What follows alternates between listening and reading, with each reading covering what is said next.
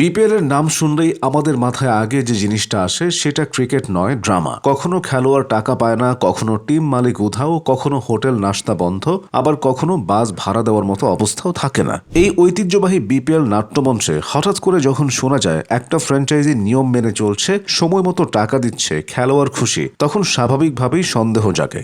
মানুষ ভাবে এটা কি সত্যি বিপিএলই হচ্ছে? ঠিক সেই জায়গায় এসে হাজির হয়েছে রাজশাহী ওয়ারিয়র্স। এবারে বিপিএল এ তারা যেন সেই ছাত্র যে পরীক্ষার হলে ঢুকে আগে থেকেই সিলেবাস পড়ে এসেছে। সবাই যখন জিজ্ঞেস করছে ভাই টাকা কবে পাবো, তখন রাজশাহীর খেলোয়াড়রা শান্ত গলায় বলছে পেয়েছি তো কালকেই। এই দৃশ্য বিপিএল এ এতটাই বিরল যে শুনলে অনেকের চোখে পানি চলে আসার উপক্রম হয়। মালিক নাবিল গ্রুপ নাকি শুরু থেকেই ঠিক করে রেখেছিল এবার ফানি কাজ নয়, ফান শুধু মাঠে হবে। তাই দেশি বিদেশি ক্রিকেটার নিয়ে এমন একটা দল বানানো হয়েছে যেটা দেখলে মনে হয় চ্যাম্পিয়ন হওয়ার সিরিয়াস প্ল্যান আছে। বিদেশি ক্রিকেটাররা নাকি এসে অবাক, আমরা তো ভেবেছিলাম এখানে আগে খেলবো পরে টাকা চাইবো, কিন্তু এখানে তো আগে টাকা পরে খেলা। কোচ হান্নান সরকারও একটু অবাক, একটু খুশি। উনি বলেন আমরা বিসিবির দেওয়া স্লট অনুযায়ী টাকা পেয়েছি, সবাইকে দেওয়া হয়েছে। এই কথাটা বিপিএল এর প্রেক্ষাপটে এমন যে কেউ যদি বলে আজ ঢাকায় যানজট ছিল না, মানুষ বিশ্বাস করতে সময় নেয়। এখন একটু পেছনে যাই, গত বিপিএল এ রাজশাহী দলটার কি অবস্থা ছিল সেটা মনে করলে আজকের রাজশাহী ওয়ারিয়র্সকে দেখে যেন সিনেমার রিমেক মনে হয়। তখন রাজশাহী ছিল সে আত্মীয় যাকে বিয়েতে দাওয়াত দেওয়া হয়েছিল, কিন্তু সে এসে বলেছিল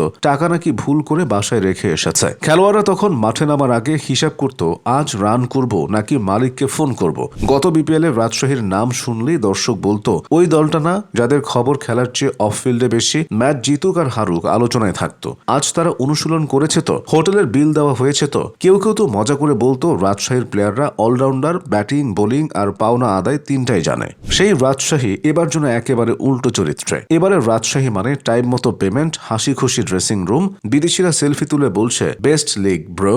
বিসিবিও নাকি রাজশাহীকে ধন্যবাদ জানিয়েছে। এটা তো এমন স্কুলে একজন ছাত্র সময় মতো হোমওয়ার্ক করলে হেডমাস্টার তাকে মাইকে ডেকে ধন্যবাদ দিচ্ছে, আর বাকিরা লজ্জায় মাথা নিচু করে দাঁড়িয়ে আছে। বিসিবি মেমো দিয়েছে খেলা শুরুর আগে 25% টাকা, লিগ শেষের আগে 50%, আর এক মাসের মধ্যে বাকি 25%। এই নিয়ম শুনে অন্য ফ্র্যাঞ্চাইজিরা নাকি হিসাব করছে 25% মানে ঠিক কত। কেউ কেউ ক্যালকুলেটর বের করেছে, কেউ আবার মালিককে ফোন দিয়ে বলছে স্যার একটু কথা ছিল। রাজশাহী কিন্তু আগেই দিয়ে দিয়েছে, তাই বিসিবি বাকি দলগুলোকেও হালকা করে মনে করিয়ে দিয়েছে দেখো রাজশাহী পারলে তোমরাও পারো। এই কথাটা শুনে কিছু ফ্র্যাঞ্চাইজির মালিক নাকি মনে মনে বলেছে পারবো তো, কিন্তু মন চায় না। খেলোয়াড়দের মন কিন্তু এখন ফুরফুরে, তারা মাঠে নেমে ভাবছে আজ ভালো খেললে শুধু ফেসবুকে স্ট্যাটাসই নয়, ব্যাংক ব্যালেন্সও হাসবে। বিদেশি ক্রিকেটাররা নাকি পরিবারকে ফোন করে বলছে এখন চিন্তা করো না, লিগ শেষ হওয়ার আগেই টাকা পাওয়া যায়। পরিবারের লোকজন তখন অবাক, এটা কি সত্যি বাংলাদেশ? সব মিলিয়ে এবারে রাজশাহী ওয়ারিয়র্স যেন বিপিএল এর সেই ব্যতিক্রমী চরিত্র